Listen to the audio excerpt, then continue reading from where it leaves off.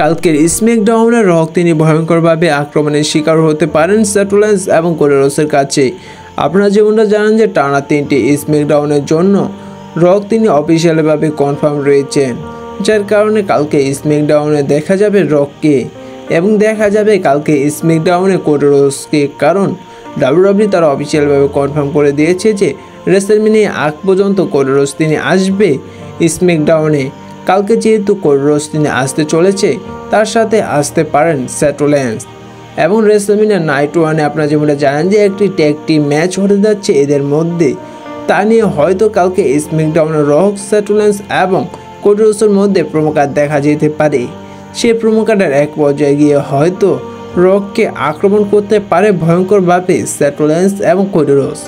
কারণ কালকে স্ম্যাকডাউনে Roman Reigns থাকলেও রোমান রেন্স তিনি আসবে না রকের সাথে, কারণ রোমান রেন্স তিনি ব্যাট ম্যাকআফির একটি ইন্টারভিউ হতে যাচ্ছে, সে জায়গায় রোমান রেন্সকে দেখা যাবে, যেটা সুযোগ নিয়ে হয়তো রককে ভয়ঙ্করভাবে আক্রমণ করতে পারে সেথ রোলিন্স এবং কোডি রোডস।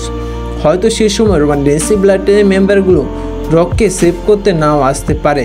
কারণ আপনারা গত সপ্তাহে স্ম্যাকডাউনে যেমনটা দেখেছিলেন যে যখন কোডি রোডস তিনি রককে চড় মেরেছিল, সেই সময় রোমান রেন্সের পক্ষ থেকে এবং রোমান রেন্সের ব্লাড টেনের পক্ষ থেকে কোনো রিয়াকশন দেখা যায়নি। যেমন রিয়াকশনটা দেখা গিয়েছিল যখন রক তিনি কোডি রোডসকে চড় মেরেছিল, সেথ রোলিন্স সেই সময় অনেকটা রেগে গিয়েছিল, কিন্তু ব্লাড টেনের পক্ষ থেকে তেমন কোনো কিছু দেখা যায়নি। তারই কারণে যদি কালকে স্ম্যাকডাউনে রক তিনি আক্রমণের শিকার হয় সেথ রোলিন্স এবং কোডি রোডসের কাছে, সেই সময় হয়তো ব্লাড টেনের মেম্বারগুলো সেভ করতে নাও আসতে পারে রককে।